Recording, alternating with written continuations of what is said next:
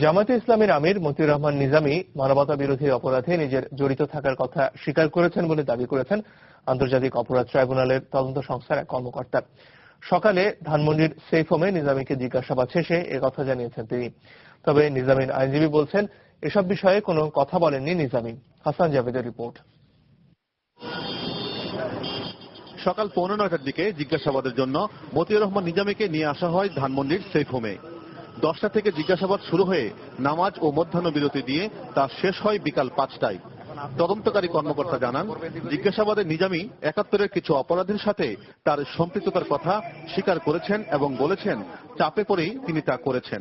উনি স্বীকার করেন যে তখন গণহত্যা হয়েছিল, ওই সময়ে নারী ধর্ষণ হয়েছিল, নারী নির্যাতন হয়েছিল, তারপরে সেখানে আলবদর বা অন্যান্য এই ধরনের সংগঠন এই সমস্ত কাজ করেছিল। উনি গণহত্যা ছিল এটা স্বীকার করেছেন।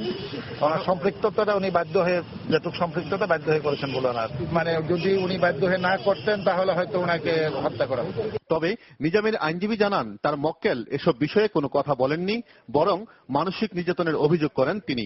এবং আমার ক্লায়েন্ট শুরুতেই স্টেটমেন্ট দিয়ে বলেছেন, আমার কাছে যেহেতু ডকুমেন্টস দেওয়া হয়নি, আমার আইনজীবীকে ভেতরে থাকতে দেওয়া হয়নি, কোর্টের আদেশই দেওয়া হয়নি, সে কারণে আমি আইনজীবীর উপস্থিতি ছাড়া এবং কোন রকম তথ্য প্রমাণ ছাড়া আপনাদের এই সমস্ত প্রশ্নের কোনো জবাব দিতে সক্ষম নই এবং জবাব দেব না। তদন্তকারী কর্মকর্তা আমাকে নিজেকেই বলছেন যে ওনার সাথে যে সমস্ত বিষয় আমরা প্রশ্ন করেছি এগুলো আমাদের গোপনীয় বিষয়, আমরা বলবো না।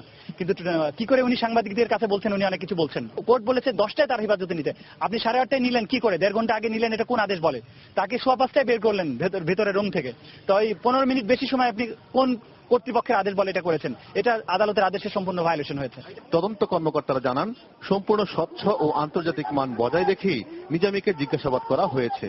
আর জিজ্ঞাসাবাদ সম্পূর্ণ না হওয়ায় আবারও জিজ্ঞাসাবাদের জন্য ট্রাইব্যুনালের কাছে আবেদনের কথা জানিয়েছেন তদন্ত কর্মকর্তা। Hasan Javed, NTV news, Dhaka.